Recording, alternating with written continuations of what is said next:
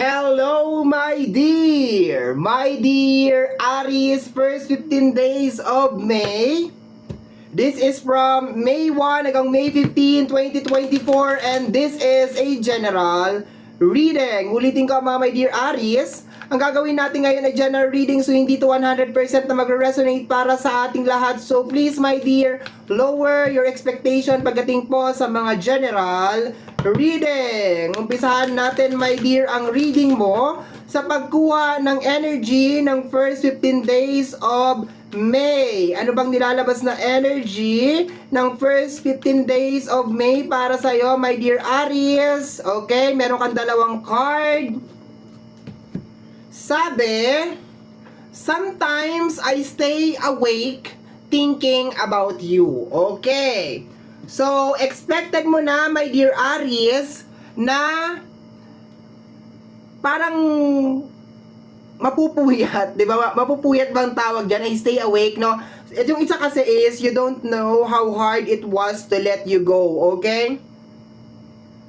So, sometimes I stay awake thinking about you, okay? Tapos, you don't know how hard it was to let you go. So, yung buong eksena, my dear, is tumutukoy siya sa isang tao na iniwanan mo, okay? Tapos, parang naiisip mo rin, my dear, na ang hirap na malayo ako sa'yo, pero kailangan ko tong gawin kasi ito lang yung tanging paraan. So, parang meron ka ditong namimiss, my dear, okay? Meron ka ditong namimiss, tapos yung energy niya kasi, my dear Aries, is parang separated kayo, no? Parang mararamdaman mo, my dear, sa first 15 days of May na nakakamiss siya, na ang hirap pala na malayo sa kanya, parang ganun, gusto mo siyang yakapin, hindi mo siya mayakap, parang ganun yung energy, my dear. Okay, so dagdagan natin yan, my dear Aries. My dear Aries, first 15 days of May. Hindi mo yung energy, my dear, energy yun ng first 15 days of May. You are my everything. You are my everything. Okay? So, parang anak ko kung energy ko ay parang anak. So, posible, my dear, na mamiss mo yung anak mo, my dear, sa first 15 days of May. Or mamiss mo yung asawa mo. Or basta meron ka dito mamimiss. Or miss mo yung magulang mo, my dear. So, ganun yung energy na nilalabas, my dear, ng first 15 days of May. Okay? Parang magkasama-sama kayo, ganun. Gusto mo siyang mayakap. Bigla na lang, my dear, sasagi sa isip mo yan, my dear, kasi energy yan ng first 15 days of May. Okay, tingnan natin, my dear. Balik tayo sa iyong nakaraan. Okay, may mga naka-flip na card. Kung meron ako makukuha, my dear, na naka-flip na card, ha? Hindi ako nagbabasa ng reversal. Okay? So, my dear, mag-past, present, and future tayo, my dear Aries. Aries, nang tayo'y nagkakilala. Lunes yun, Lunes. Okay, my dear Aries. At pagsapit ng linggo, giliw ako iyong iniwan. May pasok lang talaga, my dear, no? Okay, bilis ng iyong pagdating. Char! Okay, let's go tayo, my dear. Energy ng past, Aries. Aries. Hindi nadala. Okay, let's go, my dear. Alam mo nang wala yung joke, eh. Okay. We have here the Four of Swords, my dear. Okay. And the past. Walang masyadong ganap sa past. Okay. Ang nakukuha ko kasi, my dear, rest energy kasi to eh. Rest energy, walang ganap, walang galaw. So, posible, my dear, na walang nangyayari sa buhay mo in the past. Hindi mo alam kung paano mo mabibigyan katuparan yung mga manifestation mo in the past. Ibig sabihin, walang nangyayari, my dear. Stagnant yung energy.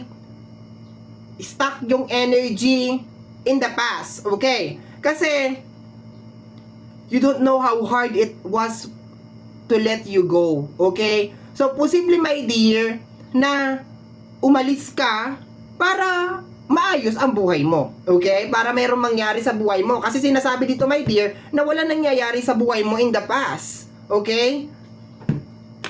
Tingnan natin yung current energy mo ngayon, my dear. Pag pinagsama-sama ko yung buong card dito, yung 4 na card na nasa table dito, my dear, parang sinasabi lamang dito na kaya ako umalis para mabigyan ka ng magandang buhay. Kaya ako lumayo kasi walang nangyayari. Parang ganun na nakukuha ko na energy, my dear. Kaya ako lumayo, kaya kita iniwanan kasi walang nangyayari. Kailangan ko to gawin para merong gumalaw. No? So, nandun yung buong energy, my dear, ng first 15 days of May. So, parang papunta na to, my dear, sa maalaala mo kaya. Okay? The 8 of Pentacles, may kinalaman sa energy ng work. Past na energy yon, present energy to, my dear, 8 of Pentacles. So, may kinalaman sa energy ng work. So, there's a tendency na you are working. Diba? Work. Work.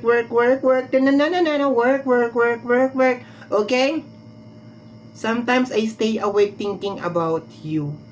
May kinalaman to, my dear, sa inspirasyon mo kung bakit ka nagtatrabaho. So, mararamdaman mo, my dear, na maganda siya. Maganda yung nakukuha ko na energy, my dear, kasi lalo kang namomotivate na magtrabaho para meron kang inspirasyon, meron kang motivation. So, karamihan sa inyo, my dear, will be very busy, my dear, sa first 15 days of May. Especially yung May 4, May 8, at saka May 10. Ang daming eksena, my dear, ng ganyan, ha? May 4, May 8, at saka May 10. Ang daming trabaho. Or else, my dear, dito, my dear, aatake, my dear, yung kalungkutan, my dear. May 4, May 8, at saka May 10. Okay? So, ang daming eksena kasi akong nararamdaman sa mga araw na yun, my dear Aries. Posibleng doon umatake yung kalungkutan, my dear, na meron kang namimiss. Doon pumasok, my dear, sa'yo yung energy ng first 15 days of May na meron kang namimiss na tao na gusto mo siyang mayakap pero hindi mo siya mayakap-yakap, hindi mo siya malapitan, my dear, hindi mo siya mahaplos kasi nga, my dear, malayo ka sa kanya. At dito mo rin, my dear, mararamdaman, my dear, na kailangan mong gawin tong bagay na to para sa kanya din. Kung ano yung ginagawa mo, para sa kanya din. Okay? Next, my dear, pasilip sa future. Posible, my dear, yung May 4, May 8, at saka May 10. Ito din yung mga araw na parang gustong-gusto mo talaga siyang makita. Parang gusto mong umuwi, parang gusto mong mag-travel na. Yun ang nakukuha ko, my dear Aries. Okay?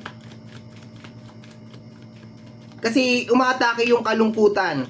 Okay? Future, when together, the same. Okay? Ano to?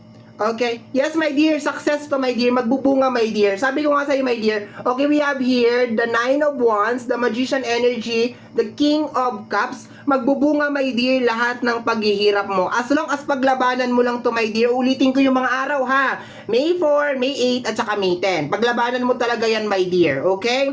So, medyo inaatake ka, my dear, ng kalungkutan ng first 15 days of May. Posible din, my dear, na makaramdam ka ng matinding pagod, my dear, sa mga araw na to kasi todo trabaho ka talaga eh. Kumbaga naglalaban yung emosyon mo at saka yung physical na katawan mo. Like trabaho ka ng trabaho tapos meron kang namimiss, meron kang ganito, meron kang ganyan, naatake ka ng kalungkutan, something. Naglalaban, my dear. And mahirap tong sitwasyon na to, my dear, kasi minsan naaapektuhan yung energy ng trabaho. No, naaapektuhan yung energy ng trabaho lalo na pag nakakaramdam ka ng pagod, napakabigat ng trabaho mo, tapos bigla mong maaalala yung anak mo, o yung asawa mo, o yung mga mahal mo sa buhay, mahirap tong ganitong eksena, my dear Aries, kasi ang mangyayari lang dyan, parang gusto mo lang talaga silang mayakap, gusto mo lang talaga silang makasama. Okay, so yun yung natin, first energy natin. Mag-additional cards na tayo, my dear. Titingnan natin kung ano mga eksena at kaganapan, my dear, sa yung first 15 days of May. Yan ay energy ng first 15 days of May at saka energy mo lang, my dear. Pinag-combine ko lang. Okay, mag-additional cards tayo. We have here the Chariot. My dear, kailangan mong mag-move forward kahit mahirap. Okay? Kailangan mong tiisin kahit gaano kalaki. Okay. May ibang naglalaro sa isip ko. Okay? We have here the 9 of Cups. Okay? And the 3 of Swords. Okay? So, my dear, sa energy ng 9 of Cups, you just need to believe na lahat ng mga bagay na tinatrabaho mo, my dear, ay magiging successful. magiging successful, ipagkakaloob sa iyo, my dear. Sa energy ng Three of Swords, my dear, posibleng meron ka rin, my dear, mga nalalaman, okay? Yung nakukuha ko na energy, my dear, is posibleng may kinalaman din dito sa tao na namimiss mo, na gusto mong mayakap. Posibleng meron ka mga naririnig na balita na hindi mo nagugustuhan. Posibleng, my dear, na maisip mo rin na sana hindi siya nagkaganon kung nandun lang ako sa piling niya. My dear, tigilan mo yan kasi to the point, my dear, na nagsakripisyo ka at 'di ba, umalis ka or nagtrabaho ka sa ibang lugar or nakipagsapalaran ka. Malaking bagay na yun, my dear. Ngayon, yung kung ano man yung marireceive mo na negative na energy or negative na news tungkol sa kanya o tungkol dito sa pakiramdam ko kasi, my dear, yung magdudulot sa'yo ng sakit dito, my dear, sa heart mo is yung tao din na nagsisilbing inspirasyon mo. No, yun ang nakukuha ko, my dear. So parang magkakaroon ng konting distraction between sa ginagawa mong trabaho ngayon at saka yung typical na parang sana nandun na lang ako sa tabi niya, sana nagagabayan ko siya. Yung ganun yung buong eksena, my dear, ng first 15 days of May. So, tingnan natin. Kasi meron kang 3 of Swords. At saka sa energy din ng 6 of Swords, 9 of Cups, at saka 3 of Swords, wag ka rin, my dear, yung parang mag-isip sa first 15 days of May na parang wala naman nangyayari. Kahit sana, my dear, to the point, my dear, na yun nga, lumabas ka sa comfort zone mo, nagtrabaho ka, or nakipagsapalaran ka, meron nangyayari. Baka siguro, my dear, hindi ka lang satisfied sa mga nagiging resulta, 'di ba? O hindi mo lang nagugustuhan yung mga bagay na nangyayari. Pero, sige lang, tuloy-tuloy lang, my dear. Okay, last 5 cards tayo, my dear. We have here the Strength card. Be strong, my dear. Kinakailangan mo to, my dear, sa first 15 days of May. Be strong sa kung ano yung mga malalaman mo tungkol doon sa pamilya mo, sa nagiging inspirasyon mo, sa anak mo, sa asawa mo, kung ano man yan. Kung meron man tatawag sa'yo, Aries, kailangan bayaran ng ganito. Aries, kailangan ng ganyan. Be strong. No, kailangan maging strong ka, my dear. Kasi lalong hindi mo masusolusyonan, my dear Aries, yung mga problema kung magpapadala ka, my dear, sa bugso ng damdamin. Kailangan mo maging strong. At kung meron ng mga bagay, my dear Aries, na parang hindi umaayon sa kagustuhan mo, my dear, kasi siguro baka masyadong mataas yung gusto mong mangyari, no? Makakarating at makakarating ka rin doon, my dear. Sinasabi naman, my dear, ng future mo eh. Ayan o, sinasabi naman ng future, my dear, may magician. As long as gumalaw ka lang talaga everyday, my dear, huwag ka magpa-apekto sa mga emotions, sa mga kung ano-ano nangyayari sa paligid mo, my dear. Magiging successful din lahat, my dear. Last 4 cards tayo, my dear Aries. Okay? We have here the 5 of Cups, diba? Ayan o, tingnan mo si 5 of Cups dyan, my dear partner. Itong silang dalawa, the 6 of Swords and the 5 of Cups. Tingnan mo si 5 of Cups, my dear. Grabe, my dear. Talagang nalulungkot talaga siya, my dear. Meron 3 cups na natapon. So, there's a tendency, my dear, na may kinalaman to dito sa 3 of Swords na malalaman mo, my dear. Pero tingnan mo, my dear, meron ka pa rin 2 cups dyan sa iyong gilid. Ibig sabihin, you are blessed. Okay, so mag-focus ka, my dear Aries, sa mga bagay na magagandang nangyayari sa buhay mo ngayon. At kung ano man yung mga bagay na malalaman mo, marireceive mo, lalo-lalo na tungkol sa pamilya, sa mga taong mahal mo. Subukan mo, my dear, intindihin yan. Baka nangyayari sa kanya yan, my dear, kasi parte yan ng journey niya. Baka kailangan niyang pagdaanan yan, my dear, para maging better person siya. Kasi, my dear, hindi tayo matututo sa buhay kung hindi natin pagdadaanan, my dear, yung mga ups and downs, yung mga obstacles and everything. Kaso tayo, my dear, dahil nagmamahal tayo, di ba? Ayaw natin na yung mga mahal natin sa buhay, lalo na kung anak natin yan, my dear. Ayaw natin, my dear, na napapahamak yan. Pero minsan, my dear, kailangan nila talagang pagdaanan yan para matuto sila, my dear. Di ba? Parang kandila lang yan, my dear. Hinawakan mo yung kandila, nalaman mong mainit, sa susunod ba hawakan mo ba ulit yung kandila? Hindi na, kasi alam mong mainit. And ganun din yun sa mga malalaking life lesson natin in life, my dear Aries. Ang nakukuha ko dito, my dear, is ang problema ay manggagaling sa pamilya. Especially yung mga inspirasyon mo. Doon manggagaling ang problema, my dear. Pero, i-divert mo yung energy, my dear. Gawin mong positive na kaya siguro nila kailangan pagdaanan yan, my dear, is because parte yan ng growth nila. Hindi man yan maging part yan ng growth mo, at least sila, meron silang natututunan, my dear. I hope nakukuha mo yung point ko, my dear. Ha? Basta mag-focus ka lang sa mga positive na nangyayari sa buhay mo ngayon. Isipin mo kung bakit ka nag-umpisa, my dear Aries. Isipin mo kung bakit ka nandiyan dyan. And then ipagpatuloy mo, my dear, kung ano yung naumpisahan mo. Okay? Ulitin ko ulit, my dear. May 4, May 8, and May 10. Baka ito din yung mga araw, my dear, na parang gusto mo mag-quit. Parang gusto mong sumuko. Okay? Actually, pati yung May 9. Actually, yung isang buong first 15 days parang ang bigat. Kasi parang pakiramdam mo may walang nangyayari sa lahat ng mga pagod mo, ng mga hirap mo, sa lahat ng mga sakripisyo mo. My dear Aries, meron. Meron nangyayari. We have here the 7 of Swords, okay? Meron distraction, my dear, sa'yo. Okay? Meron distraction lang yan. Labanan mo tong distraction na to, my dear. Labanan mo tong negative energy na pumapasok, my dear, kasi distraction lang to sa'yo. Okay? May distraction sa energy ng 7 of Swords. Kasi ang 7 of Swords is energy yan ng backstabbing energy, pero hindi ko siya nakukuha, my dear, na meron tao na gusto mag-backstab sa'yo. Nakukuha ko siya as energy of distraction. Okay? Last 2 cards, my dear Aries. Kumbaga, maraming gugulo sa'yo, my dear. We have here the 10 of Swords, okay? Meron talagang balita, my dear, na darating sa'yo sa first 15 days of May na posibleng magparamdam sa'yo, my dear Aries, na wala palang kwenta lahat tong ginagawa ko. My dear Aries, may kwenta lahat ng ginagawa mo, my dear, okay? Posibleng hindi lang na-appreciate ng ibang tao, ng mga taong pinag-aalayan mo, my dear, ng mga hirap at pagod mo, pero may kwenta, mayroon nangyari, may resulta, yung mga paghihirap mo, my dear, yung mga sakripisyo na ginagawa mo, my dear, meron, okay?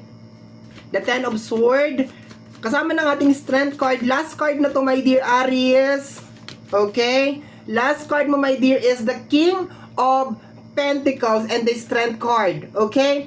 King of Pentacles is energy of provider, my dear. You need to be strong. Kaya mo yahan.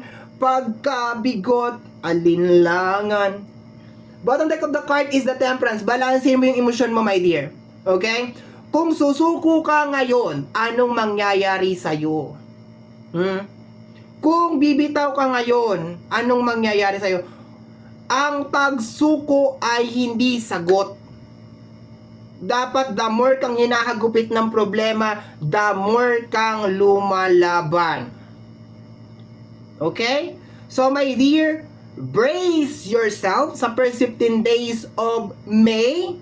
Okay? So yan lang yung reading mo, my dear. Somehow, kung nagustuhan mo to, my dear, don't forget to subscribe. Magkiklik lamang po ang notification bell para ma-update ka sa aking mga upload. And of course, my dear Aries, free to like, free to share, and free to comment sa lahat ng ating mga videos. Once again, my name is RJ, also known as Apo J. Maraming salamat po, and until next time, bye-bye! Thank you, my dear. Ano daw?